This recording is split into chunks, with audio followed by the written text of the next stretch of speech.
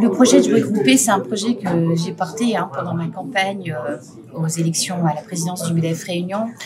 Je considère que sur un territoire comme le nôtre, qui est une île entourée de poissons, si on n'arrive pas à se mettre d'accord sur des sujets structurants, c'est compliqué parce que la solution ne viendra pas forcément de Paris, c'est à nous de l'identifier, de la proposer, de la penser.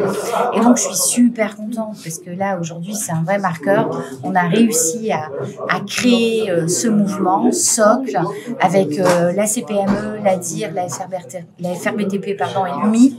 On a des combats importants à mener là dans le cadre du budget 2026 avec le rabot des exonérations de charges sociales, le rabot des aides fiscales à l'investissement outre-mer qui peuvent avoir un impact catastrophique pour l'ensemble du territoire et pas que les entreprises.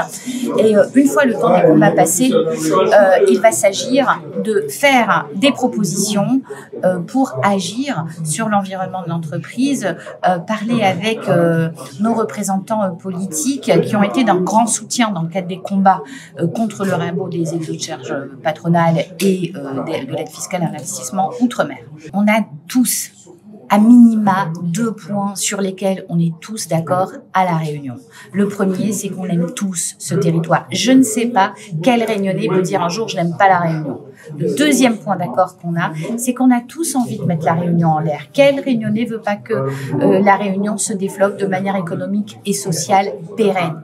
Et donc là, l'idée, c'est de se mettre ensemble pour réussir à transformer nos modèles, réfléchir plus durable, plus équitable, plus robuste. Et ça, c'est ensemble qu'on peut le faire. Comment est-ce que vous voulez avancer avec une insécurité politique, une insécurité sur combien va être le coût du travail en janvier 2026? Est-ce que je peux faire ce projet d'investissement ou pas? Parce que je ne connais pas l'intensité de l'aide fiscale.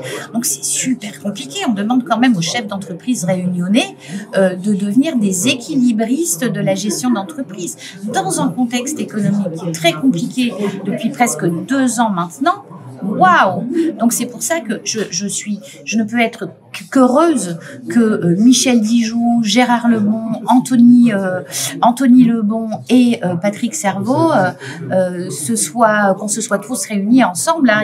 Il y en a pas un qui est plus porteur que l'autre. On est vraiment tous alignés pour défendre le projet socle. On a écrit un courrier qu'on voudrait faire co-signer par le maximum d'organisations. Ce courrier, on souhaiterait l'envoyer au Premier ministre, copier la ministre de l'Outre-mer et la ministre des Comptes publics pour leur expliquer qu'en fait, on n'est pas en train de pleurer ou de vouloir maintenir des privilèges, qu'on est solidaire du destin de la nation, mais qu'on ne veut pas en être les sacrifiés et que les rabots prévus tels qu'ils sont vont avoir un impact mortifère pour le territoire et qu'on n'a pas non plus les études d'impact. Donc, c'est comme si le gouvernement prenait des décisions sans études d'impact, alors que nous, on est en train de dire, attention, ça va être la cata.